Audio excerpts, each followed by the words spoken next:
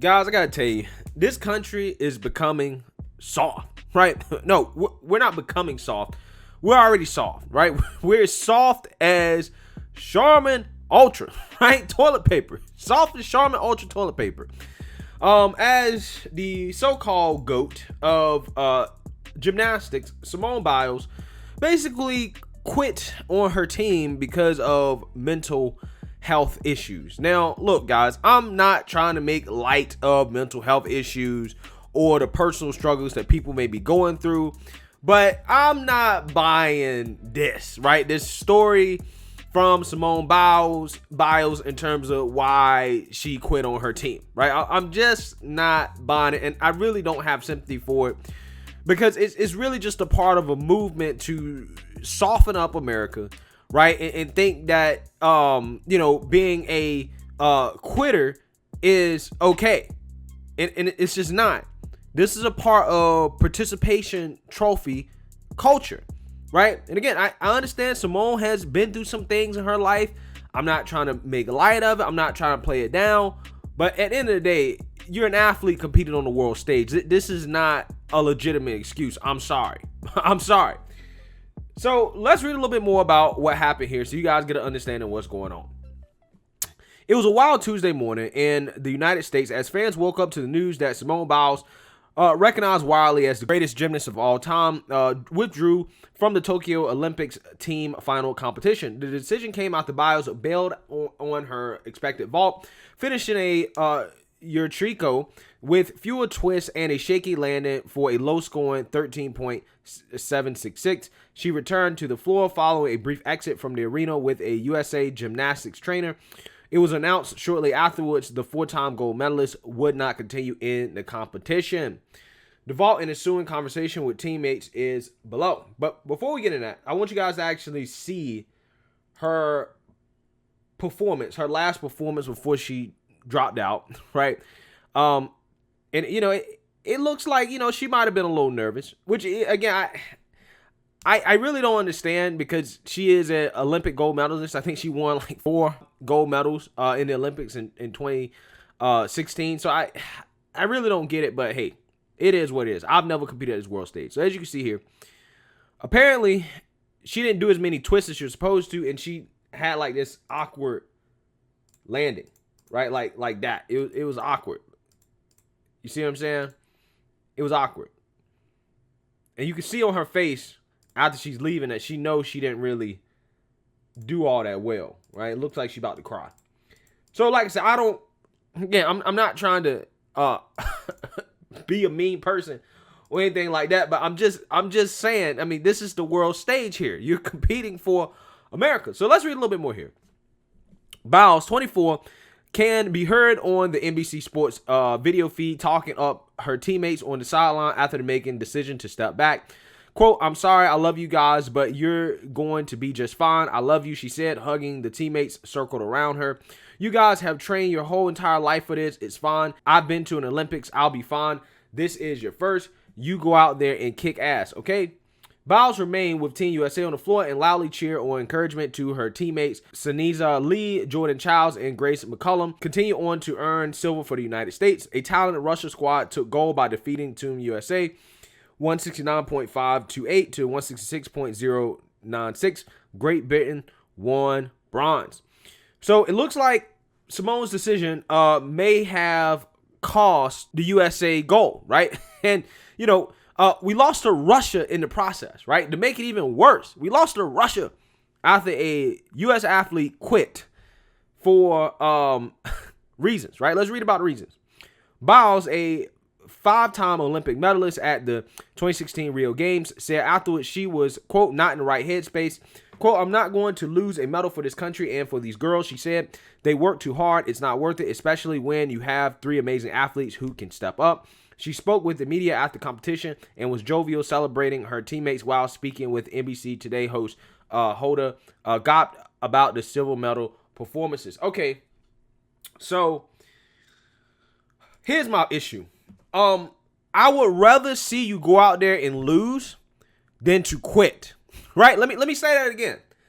I would rather see you go out there and lose and to get skunked, to get your butt whooped, than for you to quit because you're having some mental issues, right? You need a mental health break. Again, guys, and this is why I'm not buying into this, right? I'm sorry. Because if this was a man, right? If this was a man that decided to do this, he would be called a a synonym for a cat, right? He'd be called that, okay? And rightfully so, because nobody thinks that that's an acceptable excuse when you are a professional athlete. Matter of fact, when you're an athlete in general, even if you're on a high school team, right? I'm pretty sure some of you guys know growing up, we played through injuries, right? That was it. Are you injured or are you hurt? If you're injured, then you can't play. If you're hurt, then you can play. In my opinion, mental health is closer to being hurt than it is to being injured. She was not injured. She was hurt, okay? And if you're hurt, you got to play through that. I'm sorry. You go out there and you perform regardless because you're putting it all on the line for the team, right? In this situation, not only is she playing for her team, she's playing for her country. You have to put it all on the line for your country. You have to be able to block out whatever mental problems you might be having and go out there and perform. Even if you mess up, even if it's bad, at least I can say you didn't quit, right? I just would have a lot more respect for that. You know, the mainstream liberal media and a lot of these, you know, woke revolutionaries on the internet are like, oh, no, it's okay. You know, mental health is important. Simone had every right to pull out. You know, she's a champion. She's still the GOAT. No. You can't. No. A part of being the GOAT is performing during the toughest situations, right? In the most clutch moments. Part of being the GOAT is blocking out whatever mental issues you may be having and performing regardless. That's a part of being the GOAT.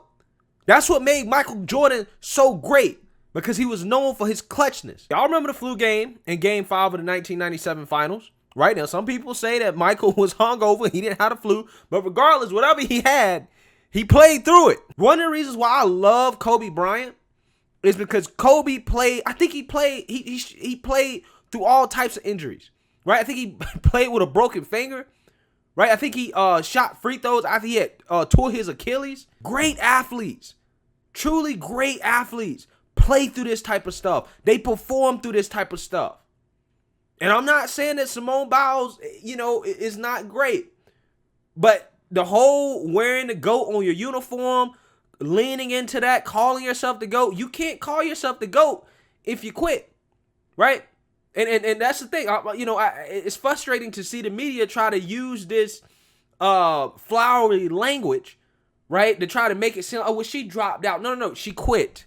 She quit on her team, and that is embarrassing on the world stage. And what's even more embarrassing is these grown men out here, right, some of whom are athletes who have to play through this same type of stuff, trying to defend this, trying to make excuses and trying to say this is okay when you know damn well it's not okay. They are just simping. You're simping a little bit too much, right? Stop simping and actually tell the truth. The truth is really what's going to help Simone. The truth is that, hey, you know, listen, you got to just suck it up and play through that. That's what's going to help her. But instead, we got athletes out here that are woke, that think that, protesting racial injustice and kneeling and making a statement and talking bad about the country is so important. But when they get out there and they actually perform with the rest of the world, they quitting, they getting blown out, right? They losing games they shouldn't lose. It's almost like they just weren't prepared. Our athletes are just not prepared. But I will say, hey, a lot of people, right, because of a lot of these woke athletes have, basically said, listen, I'm rooting against these woke athletes, right? It might be good to see them lose, right, to humble themselves. Who knows? They could be right. They could be right. But I will say, like I said, moving forward for Simone, it's like the fact that you dropped out, I feel like it's going to make the next attempt even worse, because now I feel like the pressure is on for her to not quit and also perform at her best doing whatever the next event she does. Now, if she had just performed, it might make the next attempt easier for her, because it's like whether you sink or swim, you got it out of you, right? You got whatever type of butterflies or whatever that you had going on, you got it out of you, right? You pushed yourself through it. And again, that's ultimately what makes athletes great. That's what makes anybody great in this country, right? It's pushing through adversity, not quitting, pushing through. That used to be an American value, but now quitting has become an American value. If you're quitting because you have to take a mental health break. I cannot imagine Tom Brady quitting in the middle of the Super Bowl, right? In the third quarter of the Super Bowl on his teammates just because he was having some mental health problems, right? I mean, you got, players that go out there and they play after relatives die. They play while their wives are giving birth. Men play through all kinds of stuff like this because it's expected. Women, on the other hand, they get a pass. They can drop out for all kinds of reasons. They cannot perform for all kinds of reasons. Just like people try to make all kinds of excuses for Naomi Osaka when she didn't want to do interviews because of mental health. And it's like, no, you get paid to do these interviews. You're in an individual sport, right? That's a part of how you get paid. It's a part of the job. I don't care how you feel that way. You still got to perform. Every other American that has a job in this country is expected to do the same exact thing. But for whatever reason, these woke athletes, particularly those who are women, have to be coddled. And it's like, no, you don't get to be coddled. You guys want equality, right? You want to be paid the same as men. You want the same recognition as men. So therefore, you have to take the same criticism. That's just how it is. And that's why I'm not going to sit up here and try to coddle Simone Biles and act like, oh, no, it's okay. Everybody has a date. No. I'm not saying mental health is not important. But at some point, if you're going to be the GOAT, you have to block it out and you have to perform regardless. And everything outside of that is just nonsense. It's just coddling, and it's a part of participation trophy culture, and it's honestly embarrassing. So let me know what you guys think. Make sure you like, comment, and subscribe. Most importantly, share a Black conservative perspective. Peace.